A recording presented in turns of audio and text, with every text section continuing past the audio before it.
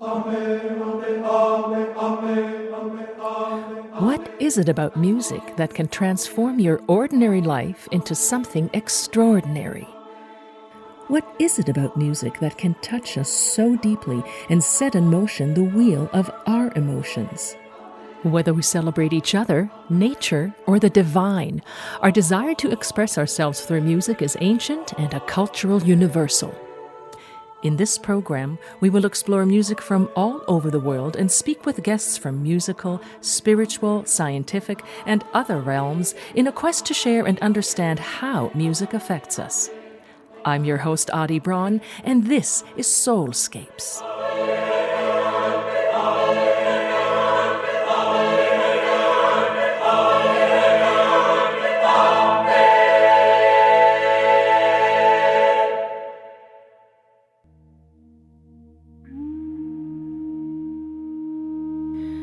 Music education has always carried a deeper meaning in the world.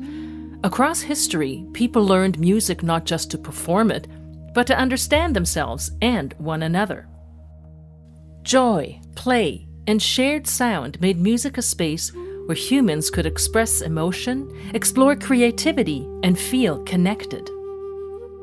At a global level, music is one of humanity's great bridge builders. It crosses borders, languages, and generations. Making music together creates empathy, dissolves barriers, and offers a shared emotional language. The meaning of music in the world is both simple and profound.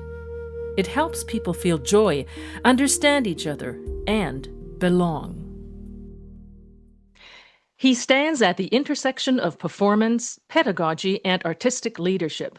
He is one of Canada's leading violinists and violists, a highly esteemed educator, innovator, and bridge builder in the world of music. Recently appointed as the new Dean of the Royal Conservatory of Music's Glenn Gould School in Toronto, he is also the driving force behind the Rockport Music Festival and the Banff International String Quartet Competition. His work reflects a rare blend of artistic excellence, visionary programming, and deep commitment to nurturing the next generation of musicians. Always on the go, always involved in some new exciting venture that involves musicking. Barry Shiffman, welcome to Soulscapes. Thanks so much, Audie. Good to be with you. Very, very exciting to speak with you. Jumping right in, if I say music, what comes to mind? What words or thoughts? Oh, my goodness, so many words. But I think maybe at the top of the list would be fun. You know, I've always thought how lucky we are to be doing what we do because it's fun. At the end of the day, that's why we got into it. We didn't get into it because it was hard. We didn't get into it because it was intellectually stimulating. We got into music as young people because it was really fun. And I was, incredibly inspired watching the work of the great choreographer Mark Morris. I got to witness him in my time at Spoleto Festival USA in Charleston, and then inviting him to be at the Banff Center to work there when I was overseeing the summer programs, and how he approached his work in working with dancers and in doing his choreography. It was through play that the creativity really flowed, and I try to remember that in my work as an artist. Take us back to your childhood. Were you always surrounded by music? And by that, I don't necessarily mean professional music making, but music on the radio, concerts, on the street, whatever the case may be. Yeah. So, I grew up in a household with, it was a small house with 5 sisters. There was a lot going on all the time. Yeah, music was definitely a part of our upbringing. You know, the Royal Conservatory had a big place in our home. All of us studied the Royal Conservatory curriculum. It was exciting when you got a new workbook in, rudiments or learning how to write scales. There was a piano that we all had to play. We all took lessons. So there was music at a certain level. And my father, although he was a physician, he was ill for most of my childhood, so he was at home all the time. But he was an amateur violinist. And the result of him being home, I guess the silver lining of having an ill parent is that he taught me violin, and I had lessons every day as a result of the fact that he was at home. And so I would hear him, often late at night, practicing, and he loved playing the violin. He wasn't terribly good at it, but he had gone through some advanced repertoire, and he loved playing. And yeah, so I think there was a lot of music in the home as a result of that. There was a small stereo system and a number of classical music LPs. He was a big fan of the Beethoven symphonies and had the box set of Berlin Philharmonic with Karajan, and yeah, music was a big part of all of our upbringing. Just because you mentioned that your father was ill for most of your formative years, and beyond, I'm assuming, were you ever aware of the fact, or was there a sense that this joy or music that found its way into your home had any remedial effects on not only your father, but spilling out into the family? Was it some sort of, did it have healing properties even then? Great question. I did not think of it at the time, but definitely I have thought about it a lot since. It was a difficult home environment, no doubt. As good as things were, there were lots of difficulties resulting from his illness, and I think that both for him and for the family, there was a respite from dealing with illness when he was focused on teaching music. Sure. And absolutely, I think the whole, I was quite successful as a young kid, as a young musician, being talented, but also benefiting from all these daily lessons. So I think there was a sharing of excitement, joy in my success that the whole family took, the same way we would celebrate any of my siblings that were excelling at whatever they were doing. So yeah, I think there was definitely benefit. So you mentioned piano, you mentioned your sisters. I'd love to know how and when the violin found its way not only into your life, but specifically into your hands. What was it Mm. about that instrument that had you in its spell? Yeah. So, I think if my dad had played golf, I would want to play golf. I think you want to do what your parents do. Um, and he played violin. So we knew about violin. And my oldest sister, Corinne, she was a very fine pianist at the time, and a good flautist and recorder player. But my dad had bought a violin for her. And for whatever reason, she didn't take to it. And there was this little violin in a case that sat on the top shelf of the cupboard in my bedroom. And I was a young kid. I was, 5 years old. And there was this little black violin case up there that I couldn't reach, but I really wanted. And I would ask my mom, ask my dad, can I have the violin? Can I play the violin? Because he played, and because there was something I couldn't quite reach in the cupboard that I wanted. And the answer was, when you're six, you can start playing violin when you're six. And so, when I turned six, I asked for it. And down came the violin from the shelf, and my dad gave me my first lesson, and it was exciting because it was something new. There was a sense of, mystery as to what was really in the box all those years, and finally I'm getting to open up this little violin, and now I have one just like my dad. And so that's how it ended up in my hands, really. I mean, it is like telling the child, don't touch the stove or don't go into that cupboard. Of course, the first thing the child does is do that. But Yeah. there must have been some otherworldly energy that drew you to really wanting to find out what was in the box. Are you familiar with the movie Humoresque? Yes, I am. Yes, of So you course. know little John Garfield, or the actor who plays Yes. the older person who played by John Garfield, and of course the music I think is recorded by Isaac Stern, right? Yes, That is absolutely. quite a story as well, because that child is very young, and poverty is central in their lives, and so that case holds magic, mystery, and possibly a way out of that poverty. Um, you went to the conservatory. I'm just skipping ahead a little bit, Mhm. and took lessons.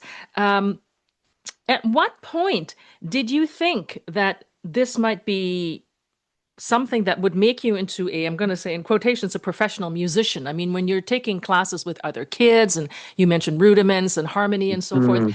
at what point did you think this is more than just a pastime during the week? I identify with this and I can take it further. Yeah, I've thought a lot about that. It's hard to say exactly when. Um, as a young person, I didn't think about career. I just was doing. And and I guess somewhere around 12 or 13, it became much more serious. And you start thinking about where you're going to go after, after uh, high school or et cetera. And so I would say from the time I was 12, I was pretty committed that this is the route I was taking. And there were, of course, short periods in my teens where I'm thinking, have I made the right decision? But you're so busy doing that you don't let the noise of questioning your decision come in. You just are busy doing. And luckily, I was successful. So there was always something coming up that kept me engaged. I always say that because a lot of my career is around supporting emerging artists.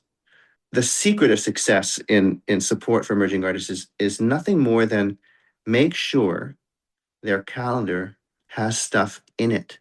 Uh, the rest kind of flows if they're gifted and they're well trained. The rest flows. I was lucky in that I had one engagement followed by another, followed by another. So I was busy. And then, if you have a calendar that suddenly has a gap of 2 or 3 months with nothing in it, you really have a lot of room to start questioning why you're doing this. And Oh, that's what, we lose a lot of people. it continues well into old adulthood. These gaps are dangerous. But I want Yes. to go to one of those marks, those dates in your calendar, specifically when you were the age of 15. So, as a young prodigy, you debuted with the Toronto Symphony under Sir Andrew Davis. Do you remember what you played and what the experience was like? Oh my goodness. I remember that like it was yesterday. Um, yeah. So that was a period of time when the Toronto Symphony was had a wonderful summer series of free concerts at the Forum at Ontario Place. Andrew Davis auditioned a number of um, young musicians in Toronto and provided an opportunity to a bunch of us to play concertos at the Forum. And the concerto I was playing was the Cacciatorian Concerto. And it was thrilling. I mean, I practiced that piece day in and day out with a pianist who's sadly not with us anymore, Richard Harriott. And, he also was playing a concerto with the symphony during the summer. And we would practice late at night at the conservatory. We were kids, we were 15 years old, and practice all day. And then he had learned the piano part of the Cacciatorian, and he would rehearse me on my concerto. And then when you finally got to go and stand in front of that great orchestra and hear the sound of the Cacciatorian Concerto with all the magical orchestration, it was thrilling. It was such an exciting thing. And also, I was a nobody, but the forum was packed because there was such a following for these wonderful concerts at the forum. So there's this thrilling experience of playing for a huge crowd of people. And it was a big moment. It's hard to create those moments today. We don't have the press. We don't have those um, big summer outdoor concerts that we did that kind of have a built-in pageantry, if you will, around what a debut could or should be. There's something also sweetly euphoric about going out on a hot summer's evening and it's by the water, right? And so you've got that Yes. ambiance there and waving trees and the electricity. And yeah, it must have been very special. So that was violin. Um, I wanted to just ask you, because you're also a violist, Mm. when did you decide to also embrace that instrument? And you play both of them so beautifully. It's almost like if I were to describe this to other people, it's like being a soprano and a mezzo at the same time, although that is extremely rare, almost impossible to have a career as that. But what's the difference in the two instruments and why did you even think of that, the viola? Yeah, great question. So, I spent many years in a string quartet, in the St. Lawrence Quartet, which we formed in 89. And when you start playing string quartet music, you suddenly become aware of just how beautiful the viola lines are. They're magnificent. And we had a very fine violist in the quartet, but I became enamored with those lines. And so while living in New York, I had an apartment mate who had transitioned from violin to viola. And so she was practicing viola, and there was a viola in the house, and I would sometimes borrow it just to kind of, fool around on it. And I loved the sound. I really loved the sound. So in 91, when the St. Lawrence Quartet went to the Aspen Festival, right before we left, I bought a $200 machine-made Czech viola and brought it to Aspen just to spend some time learning it. And I fell in love with the instrument. But I was still very busy in the quartet. And I remained busy in the quartet until 2000, my goodness, 6, when I left. And upon leaving the quartet, I bought a viola, moved to Banff, and started playing a lot of viola. I would say I play probably 60, 70% viola now over violin. The thing that you have to remember, Adi, which I think is so interesting, is that this idea of being a violist or a violinist is an invention of the 20th century. There was no such thing prior to that. If you played violin, you played viola. And if you go back 100 years before that, if you played violin, you also played gamba. You played them all. But definitely violin and viola from, 19th century through the early 20th century, you played both. This idea of hyper specialization is something that is a bit of a unfortunate reality of the last, 70 years or so. I bet that the same holds true for singing as well, because just in the brief, anecdotal literature about singers in Mozart's time, even there were many women who sang soprano, high and low roles, and it was a matter of what color did people prefer and how comfortable was the singer in that range. So maybe it's similar with the string players. Yeah, I think that's really interesting, and it probably is similar. You also have to remember that not only did violinists play viola and violists play violin, but performers composed and played the piano and sold instruments and did all sorts of stuff. But I think there is a degree of specialization that hasn't served us particularly well. I think I play the violin better because I play the viola. I think I play the viola better because I play the violin. If you're studying with me, generally I encourage you to play both. Yeah, and when I think of great violists, Pinchas Zukerman comes to mind, and he's a pretty good violinist. James Ennis comes to mind, and he's a pretty good violinist. And they play magnificently on the viola. Chamber music obviously holds a very special place in your heart, and it's collaborating and being with people on such an intimate level. Just tell us a little bit more about what drew you to it and why you still have a love for it. You asked me to do this conversation, and I said yes because I like conversations, and I like you, and I think the same goes with chamber music. Chamber music is the art of conversations, the art of discourse, and growing up in a large family of loud Jewish people, I wouldn't say that there's much art in the discourse. There's lots of discourse, but it's maybe missing some of the art. So I think string quartet playing provided this. It's this incredible opportunity to explore musical ideas and intellectual ideas and advanced conversation and arguments and fights and love stories and romance that you simply can't experience alone. So it was intoxicating. The sound as well, the sound of what 4-string instruments can do is, there's nothing like it. The range of colors, the range of sound, the repertoire itself. For whatever reason, composers knew that the string quartet was a magical combination to write for, and they wrote their most glorious music. You look at the Schubert quartets or Beethoven's works or Mozart or Haydn or Dvorak or Brahms or the contemporary writers of Shostakovich and Benjamin Britten and Murray Schafer. Their best writing for string quartet. So, And yeah. I mean, and sitting together like that and making music is, in my view anyway, a sacred kind of communal togetherness Yes. that is perhaps even better than trying to communicate with words. Oh, I think so. And remember that when the St. Lawrence Quartet started, we had just all finished school.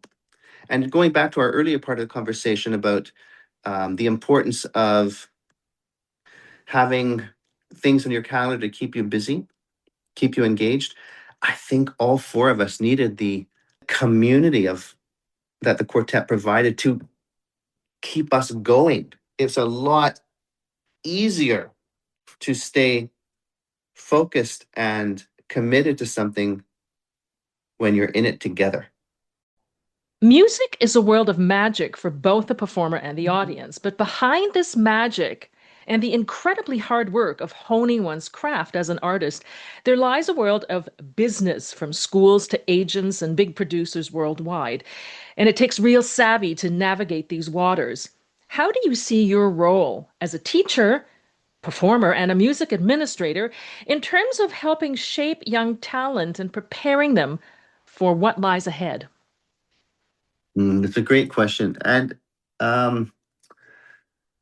oof, you know, when I think back to my time in the St. Lawrence Quartet, we all had different skills that we developed or inherently had outside of playing in the quartet. Um, our first violinist was extremely gifted at speaking from the stage, and did a lot of that. Marina, our cellist, took care of travel for the quartet. Um, Leslie Robertson, our violist, did all sorts of business administration and helped create and run the summer seminar at Stanford when we were there. Somehow, I would say the career strategy, or a lot of the career strategy, um, the work with management, somehow found its way to me, or I found its way to that work, the project creation. And I didn't have any particular training for it. I learned on the fly, and just somehow ended up doing that. And that parlayed into my time at Stanford, where I think I took a sort of outsized role in the quartet at creating some opportunities for the quartet on the campus. And that led me to my work at the Banff Center, where suddenly I had a full-time administrative role directing all the Banff Center program. I learned on the fly. I think your question is really important. How do we prepare young artists for those opportunities that require a certain business acumen or non-musical training? And we see a lot of curriculum exploring that. I know at the Glenn Gould School, we have some curriculum. We created an entire graduate program, the Rebanks Family Fellowship Program, for these postgraduate group of artists on the cusp of major careers. And we work with them on those skills and on those project creation tools. But it's a very important question. And it's one I think about a lot, because when you look at the musicians that end up in orchestras, for example, there's often frustration, I think, that the orchestras are not engaging enough with the input of the musicians. Mm-hmm. And yet the orchestras are not asking what skills the members of the orchestra have to get a position in the orchestra, other than how they played the certain excerpts required. So there's still only a focus put on the playing, as opposed to what other skills do those wonderful orchestra members have that could be contributing to the success of the orchestra. I think that will be an interesting road forward when orchestra management starts looking at the collection of players as not just players, but as contributors in all sorts of miraculous ways. So when you are, I mean, obviously you're at the helm of some extremely gifted students from all over the world, and primarily the focus is on building a successful life for them, whatever success may mean to the individual. How will you engage with students, or what sort of, ideas do you have when those successes are not really met or achieved, when there is disappointment? That's, I mean, sometimes that's part of success too, disappointment, right? You dust yourself off, start all over again. Oh, absolutely. Yeah. And I think disappointment at not being successful is such an interesting thing because it's one thing to be disappointed if you didn't play as well as you thought you could play, but being disappointed as a result of a competition or things that are out of your control, that I have a real problem with. Hmm. That's because you entered that opportunity with a false understanding of what it was. But in terms of what opportunities students can have to develop these skills, non-musical skills, I think we have to create little sandboxes for the students to work in that are more than learn this Beethoven sonata and bring it to a master class and play it at your recital and get a nice grade and on you go, but to actually create from scratch a project that involves conceiving of figuring out how to present that, engaging with the community in the presentation, figuring out how to capture it, and figuring out how to promote it. All of those things working in tandem are areas that we need to expand. Hmm. Uh, and I think that will be a focus of what we do in some of the work at the Glenn Gould School. We have hundreds and hundreds of recitals that we present of the students on our stages.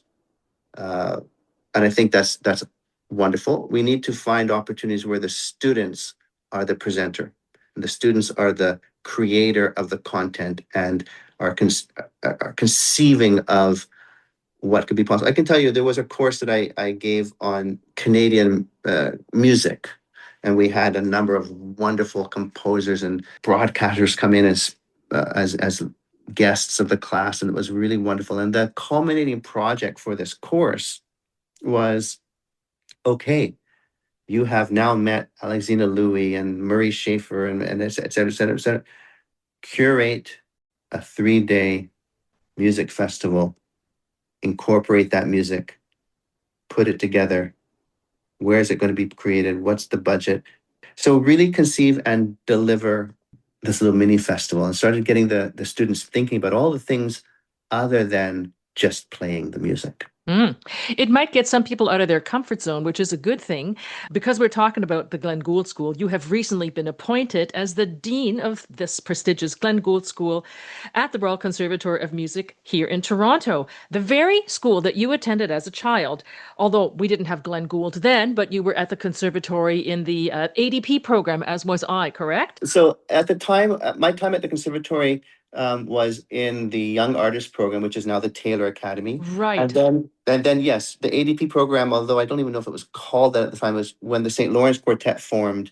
We spent a year in the professional program of the conservatory. That professional program, which was called the Artist Diploma Program at one point, the ADP, became the Glenn Gould School, which is Ah. the Glenn Gould School is essentially our post-secondary professional training. Hmm. It almost acts like a little mini Curtis Institute, the Curtis Institute being maybe the gold standard in Philadelphia for small conservatory training models. We are small, we're 140 students.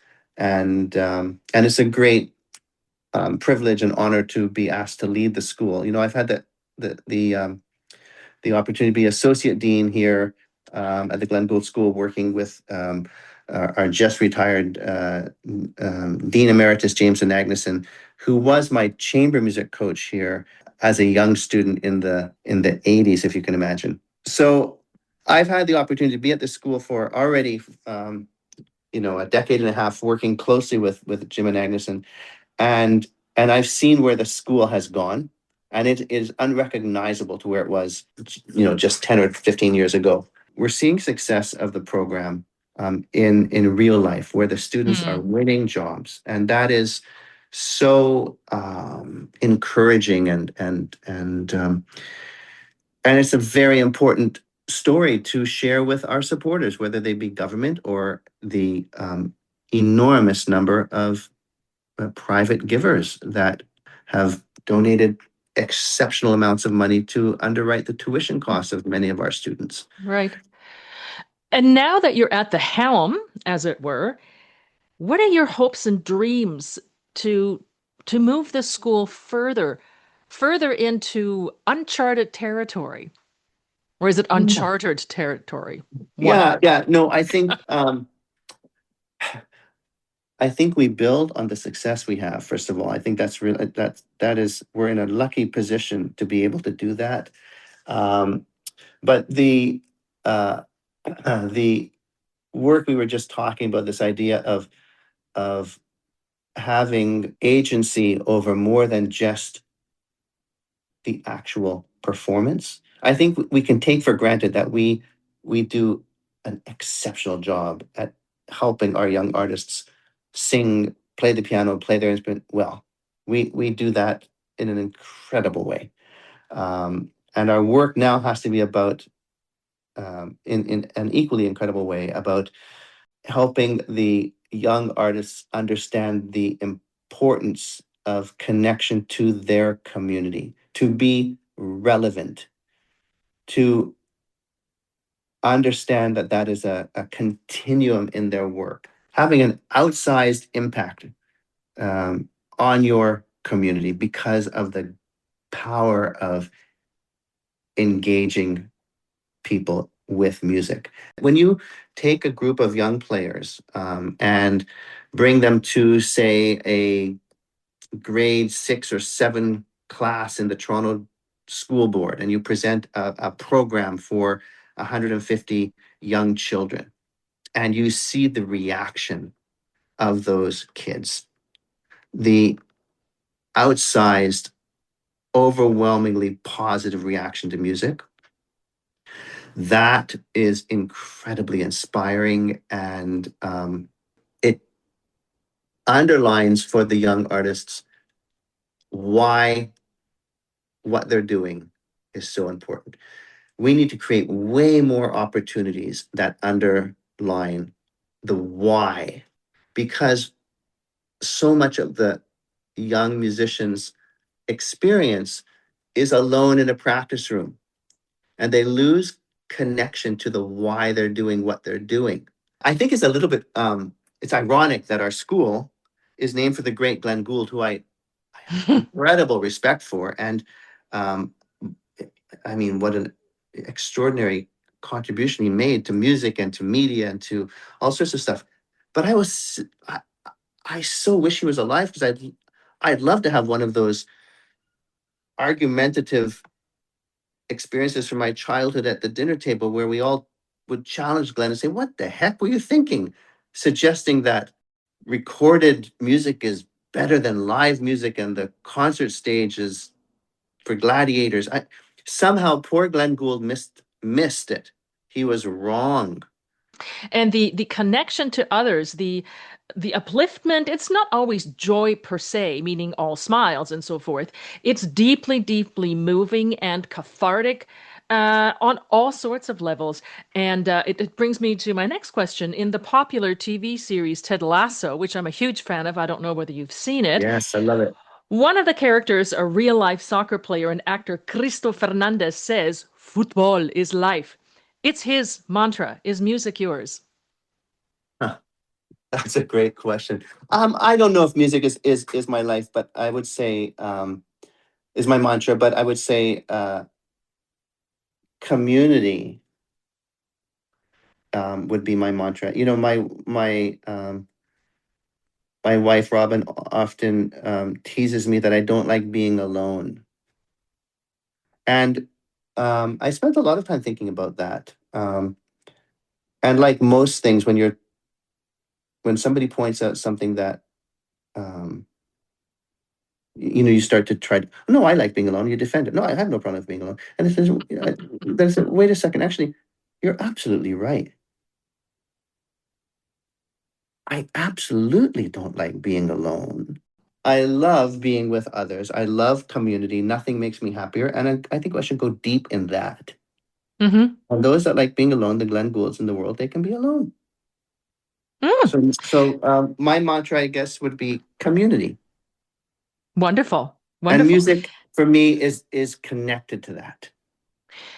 In your fascinating life that is so rich with performing, teaching, adjudicating, creating, do you compose too? Oh goodness, not that I would ever share with anybody. That the world Oh, doesn't need. Yeah. well, then let's talk about some experiences you've had, though. Uh, what have been some of your most uplifting or transformative moments in your life that involved music? Oh my God, there's so many. But it's interesting you mentioned composing because my opportunities to work with living composers have been some of the greatest experiences of my life. And one person in particular jumps to my mind, and that's the great Argentinian American composer Osvaldo Golijov, who was born in La Plata, Argentina, and who I met when I was in the St. Lawrence Quartet, and we were all together at Tango, and he wrote a wonderful string quartet for the young St. Lawrence at the time. Over the decades since then, I've had the opportunity of performing a huge number of his works and commissioning different music from him and working with him and seeing his inspired voice as he worked with me and others on realizing his music. It's been one of the greatest privileges and joys of my life to be able to work with somebody of his gift, and it continues today. I mean, we did a project this year at the conservatory. I presented an entire program at the beautiful Mazzolini Hall of the music of Osvaldo Golijov, including this wonderful new work that he wrote for me for viola and string quartet called Tintype, which is based on themes that he developed for a documentary for PBS on the life of the peace advocate, Elie Wiesel. He wrote music for a film called Soul on Fire, which is on PBS now, and developed that into this beautiful quintet. I've had the chance over the last year to record that in Amsterdam, to play it in Vancouver, to play it in soon in Banff, in Toronto, in my work in Rockport, and to work on that with Osvaldo. You know, the hair stands up when you play something and you realize, oh my gosh, this is just extraordinarily, unabashedly beautiful. And what an exceptional opportunity is to be able to bring that to life and then to see audiences react to it. Um, of course, you can have that experience playing Dvorak and playing Beethoven, and that's wonderful too. But it's so heightened when it's a living composer and you're bringing life to it. Oh, for sure, for sure, because it's like you're writing almost on the same breath. It was just composed, I don't know, maybe weeks or whatever ago. So it's still in that ether of the now, and you're bringing it forward, right? So that's very exciting. If you had to choose three or four pieces of music that you go to for upliftment, and I don't mean necessarily what you listen to on the radio or something that comes to your mind, other than Holy Hof that you just mentioned, what are some of the pieces that would find their way onto the Barry Shiffman mini playlist? Oh, wow. Well, I mean, first of all, they're not all classical. Right. Um, and so I think that's one thing. I really love the music of Astor Piazzolla to just listen to. And also him playing it. It touches me. I love the music of Morricone. Mm-hmm. I'm a sap. Gabriel I res- Zobo, yeah. yeah, I respond to that, of course. And then in the more traditional classical music, um, for me, I could listen to the music of Haydn at any time of the day. I became enamored with the music of Haydn because I was able to see it through the eyes of Jeff Nuttall when he was live. He was the first violinist of the quartet, who had a almost evangelical devotion to the music of Haydn. Hmm. And seeing his enthusiasm and discovering the music of Haydn through the eyes of somebody that enthusiastic, that left a lasting impression on me. Mm. I'm going to share that little mini list that is so rich with our listeners, and keep on doing what you do so wonderfully well, being a bright, shining light, just being this fantastic bridge builder. Really? What are bridges? That's a good metaphor, right? It's people crossing, it's people, meeting at certain levels. You really have a knack for connecting people and connecting communities to be part of the joy and the play that music offers this world. So, Barry Shiffman, thank you so much for being my guest on Soulscapes. My pleasure, Audie. Great talking to you. I wanted to leave you today with music performed by my guest Barry Shiffman. Here he is on his beloved viola, playing a piece by Osvaldo Hollyhoff. Kvacharat is a deeply moving musical work, originally written for the Kronos Quartet and Jewish cantor Michael Alexandrovich. It is drawn from the solemn Yom Kippur liturgy and reflects themes of deep faith, memory, and spiritual teaching.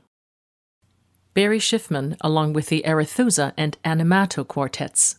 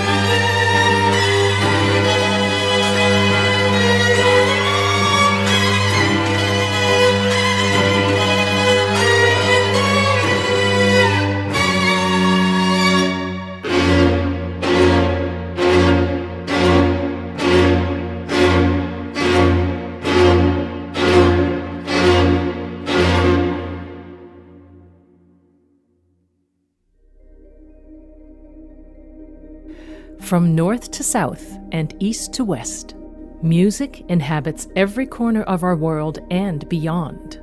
I hope you've enjoyed my conversation with violinist, violist, and music visionary Barry Shiffman.